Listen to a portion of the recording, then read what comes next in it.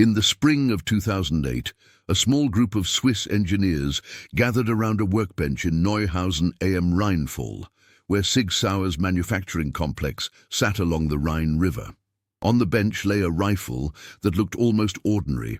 Black synthetic furniture, modular rail system, compact dimensions, but its ordinariness was itself extraordinary.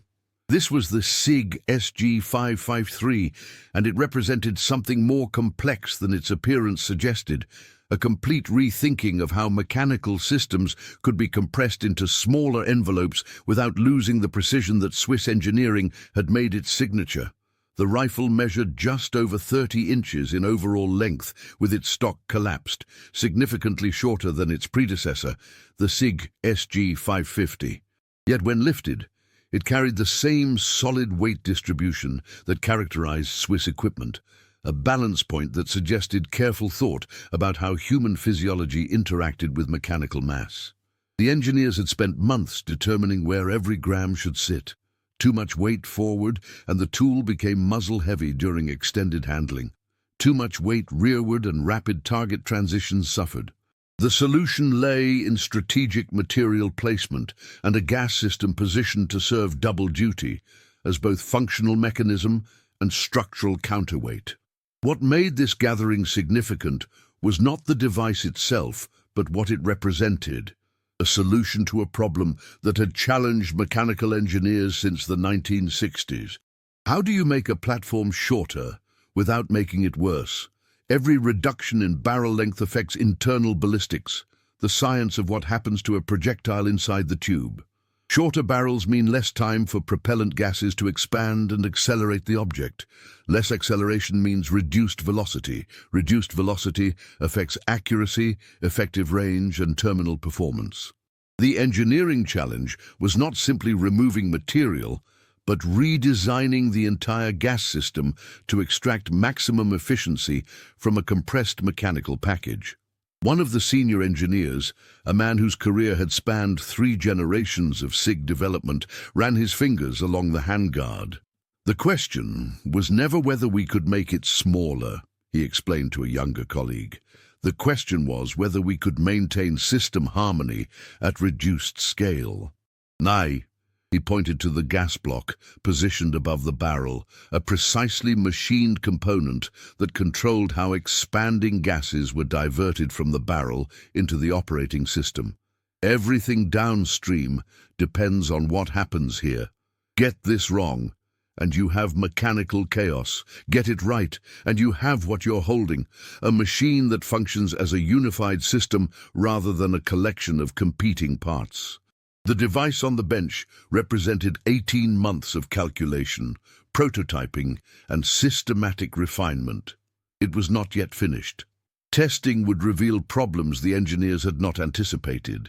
But already it embodied a principle that separated mediocre engineering from exceptional engineering, the understanding that smaller does not mean simpler, it means more precise.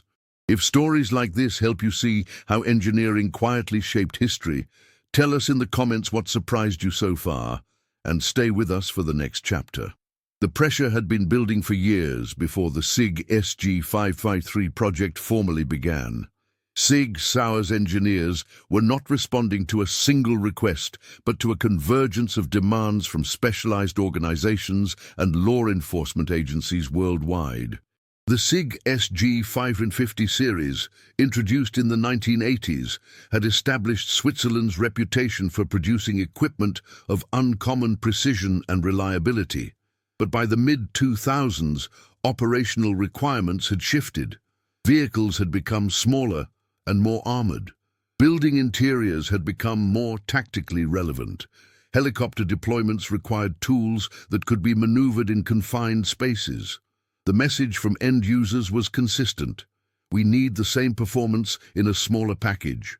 This presented SIG Sauer with a dilemma that went beyond simple manufacturing. The company's reputation rested on engineering principles that many considered incompatible with compactness. Swiss design tradition emphasized long sight radius for accuracy, full-length gas systems for reliability, and substantial mass for recoil absorption. Shortening a platform meant compromising at least one of these principles, or finding entirely new ways to achieve the same results through different means. The engineering team, led by designers who had worked on every SIG model since the SG 540, understood that they were not being asked to modify an existing item, they were being asked to rethink it. The project began with fundamental questions. If we shorten the barrel by 6 inches, how does that change gas pressure at the gas port? The answer required computational fluid dynamics and physical testing. Gas pressure curves are not linear. They follow complex exponential functions as the projectile travels down the barrel. Moving the gas port meant recalculating optimal port diameter, piston stroke length, and spring tension. Each variable affected the others in cascading relationships that could only be understood through systematic experimentation. Material science became equally critical.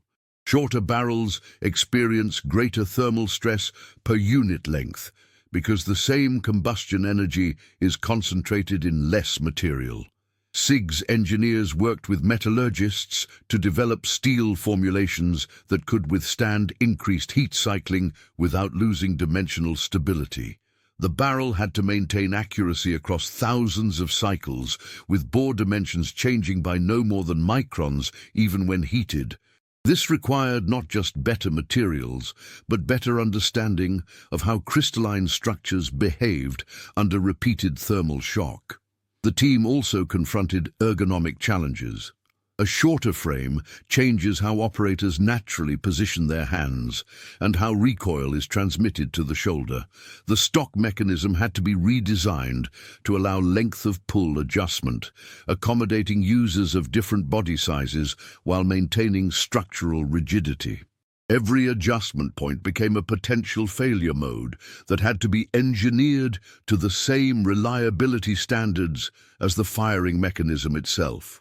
By late 2006, the design had progressed beyond theoretical calculations into prototype testing. But the engineers knew they were not building a new model. They were creating a template for how precision engineering could be maintained across different dimensional scales. The SIG SG 553 would have to prove that Swiss engineering principles could adapt without breaking. Understanding how the SIG SG 553 functions requires understanding the cascade of mechanical events that occur in approximately 0.08 seconds, the time between the trigger being engaged and the mechanism being ready to fire again. This cycle represents the practical expression of those 7 engineering tiers the premise described: material selection, dimensional precision, gas system calibration, bolt timing, recoil management, ergonomic integration, and systematic redundancy. The sequence begins with the trigger mechanism, itself a study in mechanical precision. When the trigger is engaged, it releases the hammer, which strikes the firing pin. The firing pin impacts the primer of the chambered cartridge, igniting the propellant. This ignition generates gas pressure that peaks at approximately 50,000 psi within milliseconds. This pressure performs 2 simultaneous functions. It drives the projectile forward through the barrel, and it provides the energy to cycle the machine's action. Here is where the short-stroke gas piston system becomes critical. As the projectile passes a gas port drilled into the barrel, positioned approximately 8 inches from the chamber, high-pressure gas flows through this port into a cylinder. Inside that cylinder sits a piston, held forward by a spring. The gas pressure drives this piston rearward, but only about 1 centimeter, hence the term short stroke. This limited travel distance is not arbitrary. It represents a calculated balance. Enough motion to transfer sufficient energy to the bolt carrier, but not so much that the piston itself becomes a source of reciprocating mass that would destabilize the platform during operation. When the piston reaches its rearward limit, it strikes the bolt carrier, transferring its momentum. The bolt carrier then travels rearward, driven by the energy it received from the piston. As it moves, the bolt carrier's cam path rotates the bolt head, unlocking it from the barrel extension. This unlocking must occur at precisely the right moment. Too early, and residual chamber pressure could cause a catastrophic mechanical failure. Too late, and the action cycles too slowly, potentially causing ejection issues. The timing is controlled by the cam path geometry, machined into the bolt carrier with tolerances measured in hundredths of a millimeter. As the bolt continues rearward, it extracts the spent casing from the chamber. The casing strikes a fixed ejector, which deflects it out of the ejection port. Simultaneously, the bolt carrier compresses the recoil spring assembly and prepares the hammer for the next cycle. At the rearmost point of travel, the recoil spring begins to drive the bolt carrier forward. The bolt strips a new cartridge from the magazine, feeds it into the chamber, and the cam path rotates the bolt back into locked position with the barrel extension. The hammer remains ready, held by the trigger mechanism until the operator engages the trigger again. This entire cycle depends on precise calibration of spring tensions, gas port diameter, piston mass, and bolt carrier weight. Change any one variable, and the entire system's timing shifts. This is why the SIG SG553 required 18 months of development.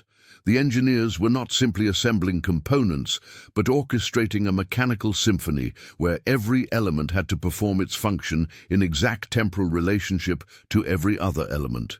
Do you think this design choice was inevitable or a risky gamble at the time?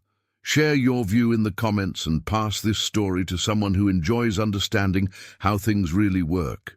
The first prototype of the SIG SG553 failed its initial test cycle within the first 100 cycles. The failure was not dramatic, no catastrophic breakage or dangerous malfunction, but to SIG's engineers, it was absolute. The system experienced what they called timing drift. As the barrel heated during sustained operation, the gas port expanded by microscopic amounts, increasing gas flow. This increased flow drove the piston harder, accelerating the bolt carrier's rearward velocity. At standard room temperature, the device cycled perfectly. At elevated temperatures, it cycled too quickly, causing failures to extract and occasional malfunctions where two cartridges attempted to enter the chamber simultaneously. This discovery sent the engineering team back to fundamental thermodynamic calculations. They needed to understand not just how steel expanded with heat, but how that expansion propagated through a complex mechanical system where every component was thermally coupled to every other component. The barrel heated first, and most dramatically. The gas block, attached to the barrel, absorbed heat through direct conduction. The gas flowing through the system was itself superheated, transferring thermal energy to the piston and cylinder. Even the bolt carrier, cycling back and forth, generated frictional heat in its rails. The solution required what engineers call thermal compensation, designing the system so that as temperatures increased, the effects balanced rather than compounded. The team redesigned the gas port with a progressively tapered geometry. As the port expanded with heat, the taper maintained consistent gas flow characteristics. They also revised the piston's reciprocating mass, adding strategic material to increase its thermal mass, its resistance to rapid temperature change. This created a mechanical buffer that absorbed thermal fluctuations before they could affect timing. Simultaneously, the team conducted extensive material testing. The barrel steel needed a specific thermal expansion coefficient, a measure of how much it changes dimensions with temperature. Too high, and the barrel's internal dimensions would shift enough to affect accuracy. Too low, and the material became brittle, vulnerable to stress cracking after thousands of cycles. The final steel formula was a proprietary alloy developed specifically for the SG553, incorporating trace elements that modified the crystalline structure to achieve the desired thermal properties. Accuracy testing revealed another challenge. When engineers mounted optical sights on the system's rail, they discovered that the rail's attachment points were transmitting harmonic vibrations from the barrel during operation. These vibrations, though measured in microns, were sufficient to cause point-of-impact shifts at longer ranges. The solution involved isolating the rail system from the barrel's harmonic frequencies through carefully designed mounting points that acted as mechanical filters, damping specific vibration wavelengths while maintaining structural rigidity. By the summer of 2007, the SIG SG553 had undergone 4 major design revisions. Each prototype generation incorporated lessons from the previous, addressing failure modes the engineers had not anticipated. The final configuration represented not a single design, but an evolution, a progressive refinement where each weakness, once identified, became an opportunity to make the entire system more robust. The revelation of the 7 engineering tiers came during a design review meeting in autumn 2007, when one of the senior engineers drew a pyramid on a whiteboard to explain why the SIG SG553 had required such extensive development time. "We kept treating this as a simple equipment design problem," he explained to the assembled team, "but it's actually a systems architecture problem." He labeled each tier of the pyramid, starting from the bottom: material selection, dimensional precision, gas system calibration, bolt timing, recoil management, ergonomic integration, and at the apex, systematic redundancy. The concept was simple but profound. Each tier represented a layer of design decisions that supported everything above it. You could not optimize gas system calibration without first having materials that behaved predictably across temperature ranges. You could not achieve proper bolt timing without dimensional precision in every component the bolt contacted. You could not manage recoil effectively without understanding how weight distribution affected the entire system's dynamic response. And you could not integrate ergonomics successfully without first having a mechanically sound foundation to build upon.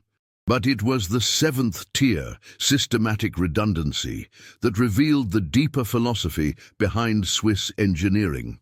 The SIG SG553 incorporated multiple backup systems that ensured continued function even if primary systems were compromised.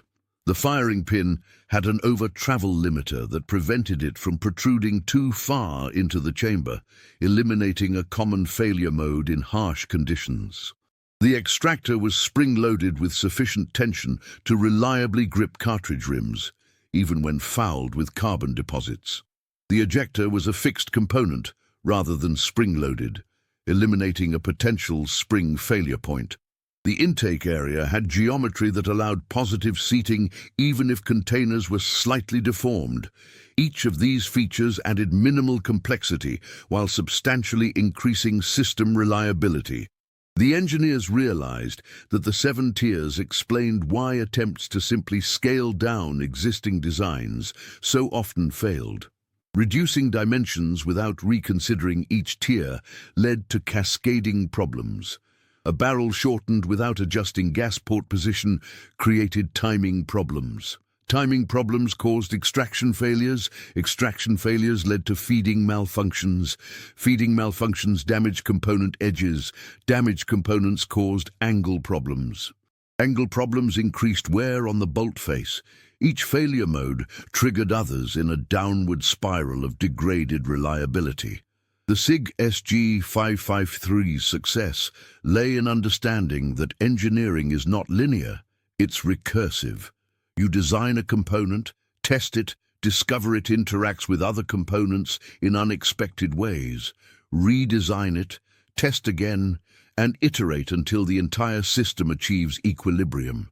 The result that emerged from this process was not simply a shorter SIG SG550.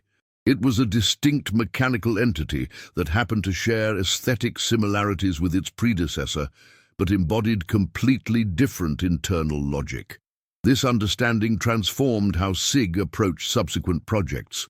The 7-tier framework became a design methodology, a systematic way of ensuring that every layer of complexity was properly founded on the layers beneath it. It was, in essence, a philosophical statement about how precision engineering should be practiced, not as a collection of isolated solutions, but as an integrated architecture where each element exists in deliberate relationship to the whole. The SIG SG553 entered production in 2008, and within 2 years it had been adopted by specialized units across multiple continents. But its true legacy extends beyond its service record.